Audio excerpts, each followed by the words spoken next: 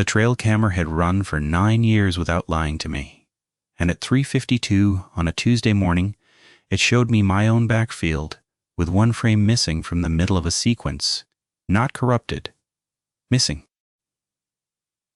The clock skipped from 3 hours 51 minutes and 58 seconds to 3 hours 53 minutes and 4 seconds, with nothing between, and the frame on either side of the gap held the same view of the fence and the wood line and the dew on the grass, except that in the second frame the grass near the gate was pressed flat in a shape I did not have a word for. I sat at the kitchen table with the laptop and a cold cup of coffee, and I did not wake Rennie. There was no reason to wake her over a flattened patch of grass. I told myself that twice, and the second time it sounded thinner than the first. I fix things for a living, small engines mostly, and tractors when the season calls for it, and anything with a carburetor that somebody has given up on. I had a shop 40 feet off the back of the house, a metal building with a concrete floor I had poured myself the year Cole was born, and I knew the sound of every machine on the property, the way, you know, the breathing of a person asleep beside you. I am not a man who imagines things. I leave a gate the way I find it. I write the hours down in a spiral book on the bench, the date and the machine and what was wrong with it, going back 11 years. And a man who keeps a book like that learns not to trust the version of a thing he remembers over the version he wrote down. When a customer tells me a mower ran fine until it didn't, I believe. The part of that I can measure, and I set the rest aside. That is, the whole of my temperament, and I lay it out, because it matters to what comes after. I do not round numbers up. I do not tell a man his clutch is gone when it is only glazed. I had a reputation in 3 counties for being slow and honest and right, and I had built it one carburetor at a time. And the thing I valued most about my own mind was that it did not invent. Rennie used to say I was the only person she had ever met who could make a story duller by telling the truth in it.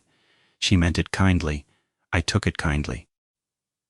A man who deals in the failure of machines learns early that the truth is almost always smaller and stupider than the story.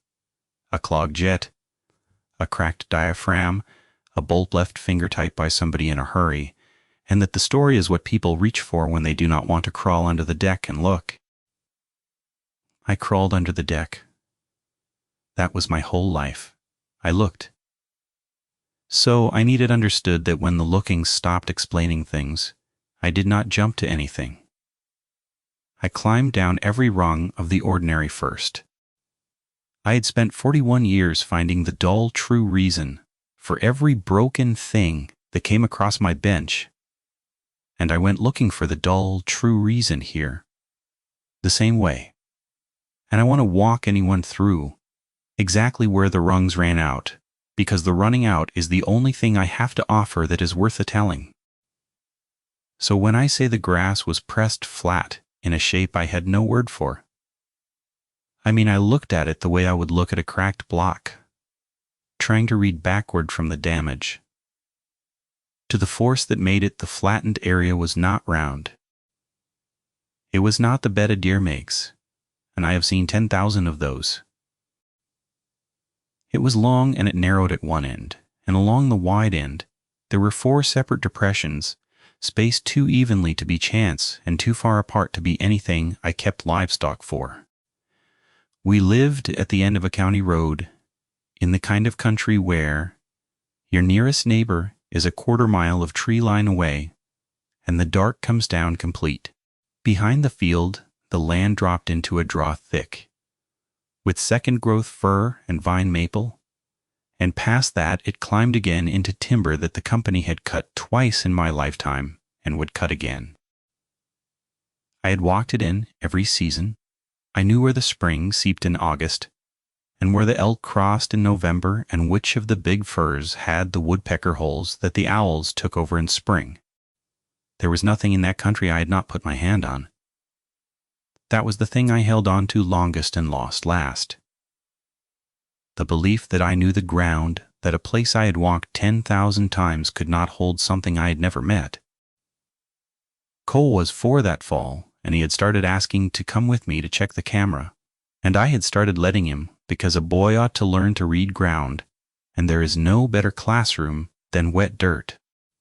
He had Rennie's dark hair and my slow way of looking at a thing before he touched it, and he carried a little folding rule in his pocket, because he had seen me carry a tape and wanted to be the kind of man who measured.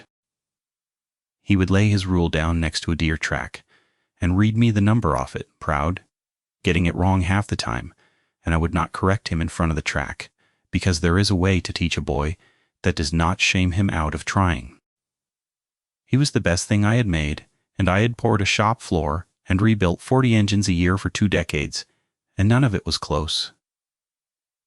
That morning I did not show Rennie the frame.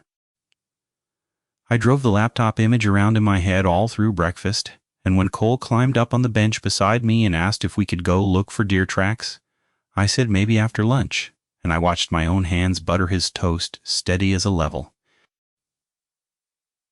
He ate with his rule on the table beside his plate. Rennie asked if I had slept, and I said not much, and she let it go, because not sleeping was a thing that happened to men our age, and was not yet a thing that meant what it would come to mean. The flattened grass was gone by the time we walked out.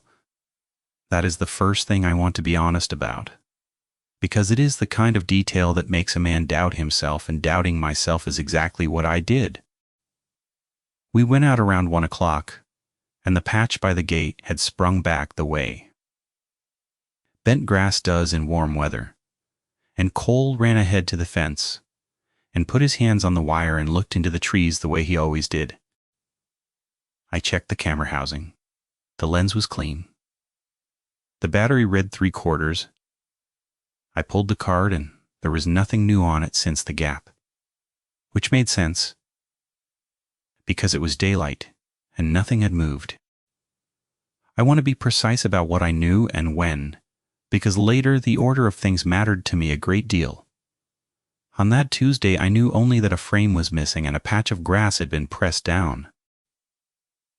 A man can live a long, full life and never need a better explanation than wind and a deer, and a camera that hiccuped. I had decided to be that man. I put the card back, and we looked for tracks in the soft ground by the draw, and found a coyote, and 2 does, and a raccoon that had washed something in the standing water, and Cole named them all correctly, and I told him he had a good eye, and he did. The dogs knew before I did. We kept 2, a pair of stock dogs that slept on the porch and worked the few sheep Rennie ran for wool. And those dogs had never in their lives been afraid of the dark. Buck was the older, a heavy red merle, going gray at the muzzle, steady as a post, the kind of dog that would walk up on a cornered boar without raising his hackles. The young one, Tess, was all nerve and motion, but even she had a working dog's nerve, which is a nerve aimed at a job, and not a nerve that breaks. I had seen those 2 dogs face down a black bear at the sheep fence and hold it, barking it back into the trees, neither of them giving a foot of ground. I tell you that so you understand what it meant when, the next night, Wednesday, they would not leave the porch. I went out at dusk to fill their water, and they were both pressed back against the house wall, with their bellies low to the boards, and they did not come to me, and they did not look at me. They looked at the wood line. I followed the line of their stare, and the field was just the field, gray and going to dark, the fence posts standing where I had set them. I called the dogs, and they would not come off the wall. I had to carry the water to them, and the older one, Buck, the dog that had held a bear, was shaking, in a way I had only seen during the worst of thunder, except the sky was clear, and there was no thunder, and there would not be any. I knelt and put my hand on his side, and felt his heart going like a sewing machine, and he leaned into me without taking his eyes off the trees. And that was the worst of it, that the steady dog had come to me for cover and would not even spend a glance to see that it was me. I stood on the porch a while after that. The frogs had been loud down in the draw all week the way they get in a wet fall. A wall of sound you stopped hearing, the way you stop hearing your own furnace, and that night, they were not loud. They were not anything. The draw was silent, the way a held breath is silent. And the silence bothered me before I had a single fact to hang it on. I stood and waited for one frog to start up, the way one always does, and none did. And I found that I was counting, the way you count after lightning waiting for the thunder, and the count ran up past a minute and nothing came. A man can talk himself out of a sound. You cannot talk yourself out of the absence of every sound at once. I am telling it in order. The dogs first, then the frogs, then the cold feeling of standing on my own porch and not wanting to step off it. Of measuring with my eyes the distance from the steps to the shop door, and finding that for the first time in 9 years I did not want to cross my own field in the dark. I went inside and Rennie was reading on the couch with Cole already down, and she looked up and asked what was wrong because she could read me the way I read engines. I said the dogs were spooked. She asked by what. I said I didn't know. And she heard that I meant it. And she set the book down. We had been married 11 years. She did not waste time telling me I was imagining things, because in 11 years, she had never once caught me imagining anything. That was the part that scared her, I think, though neither of us said so. She just asked if I had locked the shop, and I had, and she asked if Cole's window was latched, and I went and checked it, though I knew it was. And it was. I stood in his doorway a minute longer than I needed to. He slept the way small children sleep, completely with his rule on the nightstand where he could reach it. And I thought, with no drama in the thought at all, just a flat fact arriving, that everything I did from here forward had to be measured against the 4 feet of floor between his bed and that window. Thursday the camera caught the first thing I could not file away. I had moved it that morning, mounted it lower on a different post with a wider angle on the gate and the near corner of the field, because I wanted to see what crossed there. The card pulled at dawn on Friday showed 41 triggers across the night, and most of them were nothing. A moth on the lens, the dogs once before they retreated a barn owl. At 2:31 in the morning, though, the camera took a picture of the fence line, and at the right edge of the frame, at the very margin where the flash fell off into black, there was a shape that the flash had caught only the leading edge of. I have looked at that frame more times than I can count, and I will describe only what is in it. There is the top wire of the fence. There is a fence post. And, rising behind the post, taller than the post, is a vertical mass that the light touched along one side. It is not a man. I want to be careful here. The proportion is wrong for a man. The shoulder, if it was a shoulder, sat too high above where the post top was. And I had set those posts at 4 feet. And I am 6'1", and I knew exactly how a man looked standing at that fence. Whatever the flash had touched stood higher than that, and the surface the light caught was not cloth and not skin. It threw back the flash dull, the way wet hair does. That is all the frame shows. The rest of it goes to black at the body's near edge, as if the light had decided not to go any further. I did not show Rennie that one either. I'm not proud of it. I told myself I was protecting her. And the truth is, I was protecting the version of my life where that frame did not exist. I drove to town that morning with the card in my shirt pocket, and I sat in the parking lot of the feed store and looked at it on my phone. And I hated how the phone made everything small and harmless, a gray smudge you could thumb past. On the laptop, it was not harmless. On the laptop, You could see where the light stopped. I called the county that afternoon. I told the dispatcher I had something on a trail camera I could not identify, and that my dogs had been acting strange, and that I had a small child in the house. She was kind about it. She took my name and the road, and she said she would have a deputy give me a call. And I could hear her typing, and I could hear in the rhythm of the typing that I was being entered into a category. A deputy did call 2 days later, on Sunday. And he was kind too.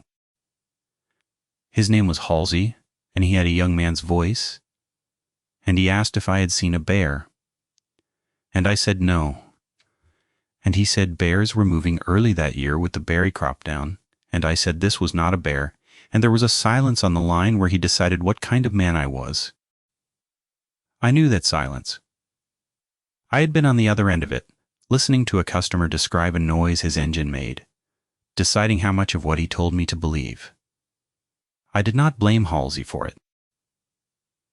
I had a smudge on a phone and a shaking dog and a patch of grass that sprang back by lunchtime. And if a man had brought me that and asked me to drive an hour out a county road on a Sunday, I would have asked him about bears too.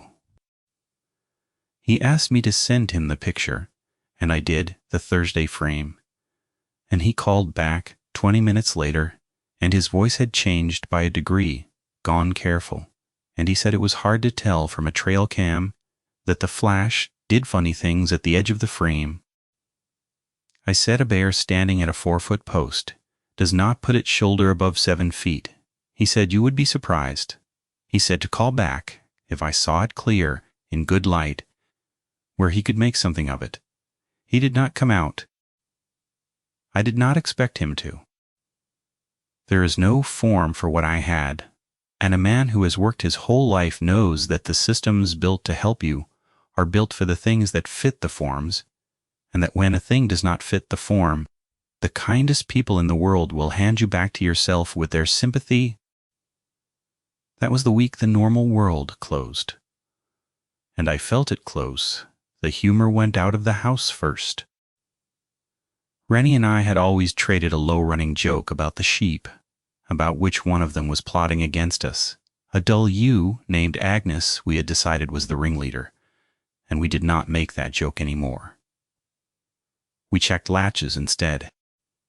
We brought the dogs inside, which we had never done, and they lay by the door and watched the windows, and Buck took up a place where he could see both the back hall and the front room, and he held it like a sentry, sleeping in the daylight and waking at dark.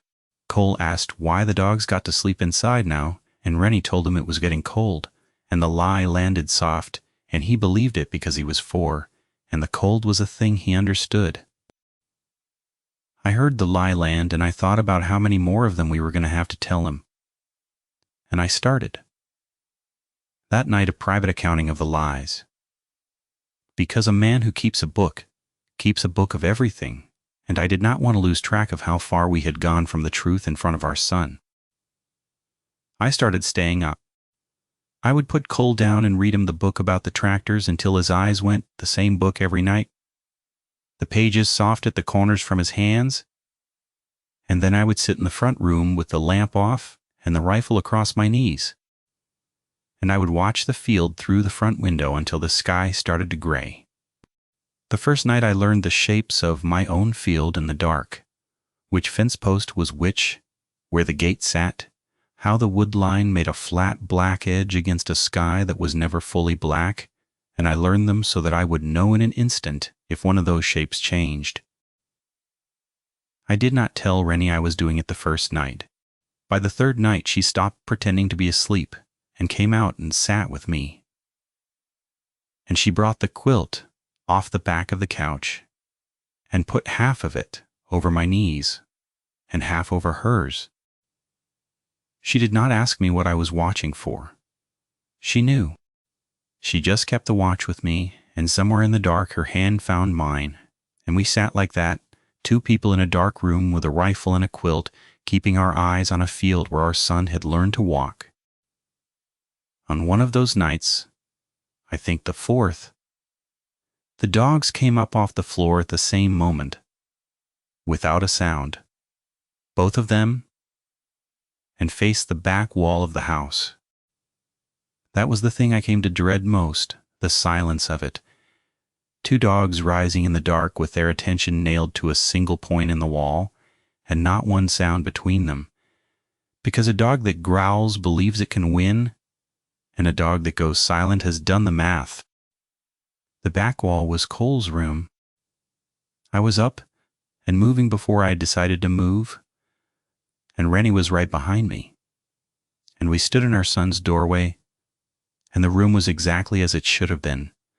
The boy asleep on his side with one hand under his cheek, his folding rule on the nightstand, the little lamp shaped like a fox throwing its soft light, the window latched.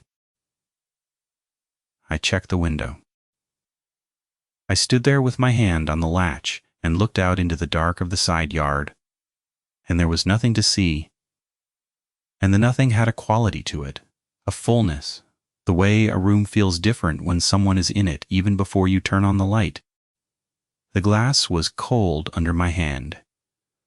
And on the far side of that cold glass, 18 inches from my son's sleeping face, the dark was full.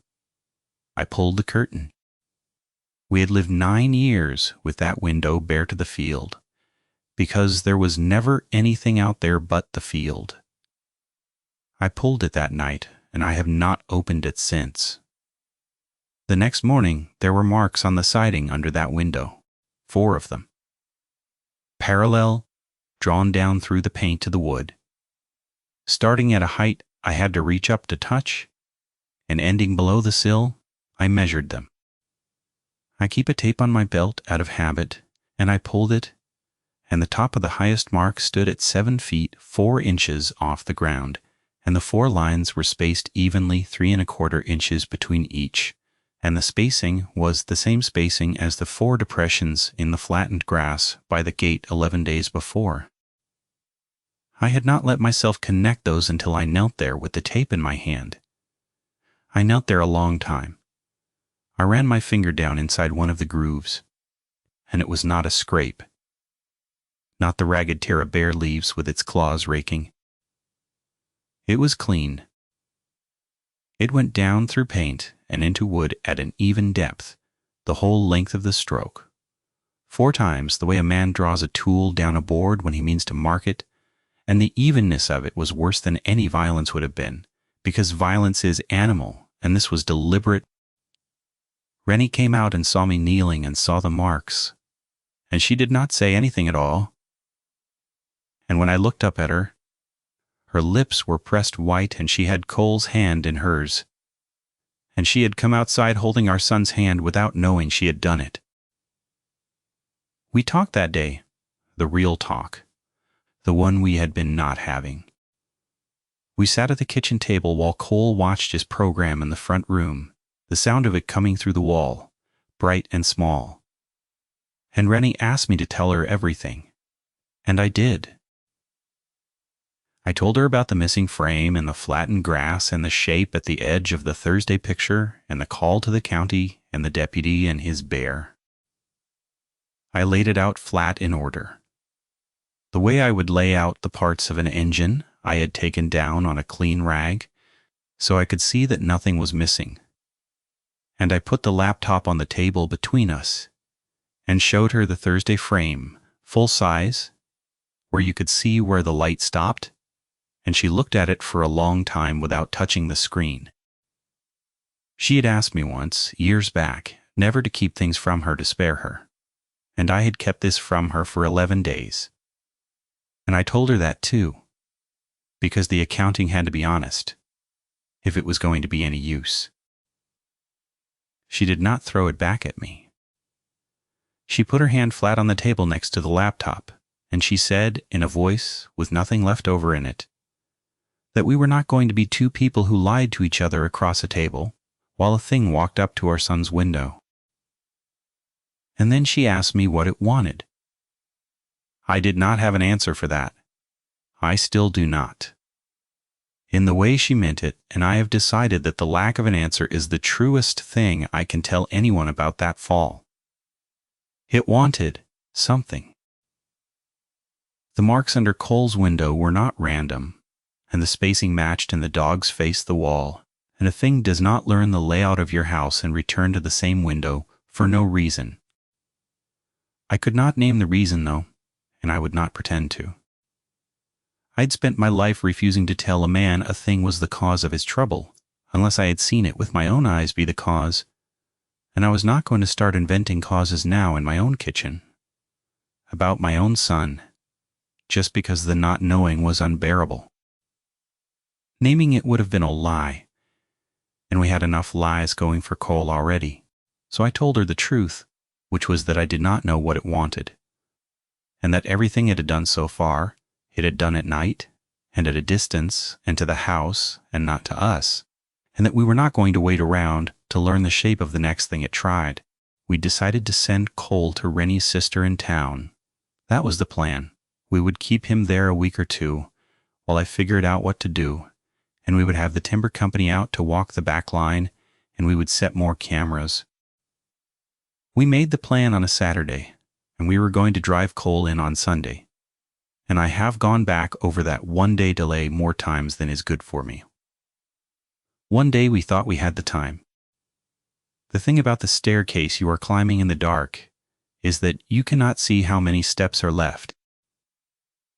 Sunday morning was bright and cold and ordinary, the kind of fall morning that proves nothing and resolves nothing. And Cole wanted to check the camera one last time before we packed his bag, and I let him, because I did not yet know how to be a father who would not walk his son to a fence in daylight. The dogs would not come. I noticed that, and I made myself notice it, but the sun was up and the field was gold, with frost burning off, and there is a kind of daylight courage that I had not yet learned to distrust. I told Rennie we would be 10 minutes. She stood on the porch and watched us go. I have been grateful every day since that she was watching. Cole ran ahead. He got to the fence and put his hands on the top wire and looked into the trees, and I was maybe 30 feet behind him, walking, checking the ground out of habit, and I looked up from the ground because the morning had gone quiet. Not the held breath quiet of the draw at night, a worse quiet, a near quiet. The quiet of being close to a thing that is holding still. I looked up, and my son was standing at the fence with his back to me and his hands on the wire, and behind him, just inside the wood line, in the shadow, under the first firs where the frost had not reached, it stood. I am going to tell this part the way it happened and not the way fear wants me to tell it. It stood behind my son at the wood line, and he did not see it.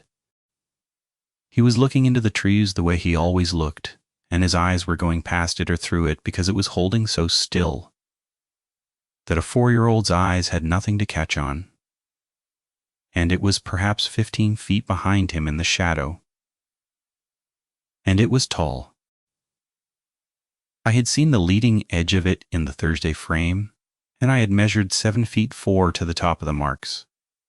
And standing there in the cold, I understood that both of those numbers had been mercy, because they were partial. It stood upright against the dark of the firs, and its head was above the lower branches, and it was looking at the back of my son's head, with a stillness that no living thing I had ever hunted possessed. Deer freeze and tremble. Cougars coil. This did neither. It was simply still, the way a thing is still when it is already decided and is only choosing the moment. I did not yell. Some cold, clear part of me that I did not know I had took over, and it knew that a yell would make Cole turn, and it knew that I did not want Cole to turn, did not want my son to carry for the rest of his life. I said his name. I said it the way I would call him in. For supper level and easy, and I said, "Come here and look at this track." I found and I crouched down where I stood and put my hand on the ground as if there were a track there. And Cole turned away from the fence and away from it and ran back to me to see the track. And I caught him up against my chest. And I stood and I turned my body so that mine was between his and the wood line, and I walked. I did not run. I have thought about that 1,000 times, and I think running would have been the end of us. I walked, with my son's face turned into my shoulder so he would not see. And I talked to him the whole way. Told him about the coyote track we were going to come back and find. Told him his aunt had a dog now. Told him anything, kept my voice, the voice of an ordinary morning, and the whole length of that field I felt it behind me. I did not look back. Looking back is for men who have a choice about what they will see. I kept my eyes on Rennie on the porch, and her face told me everything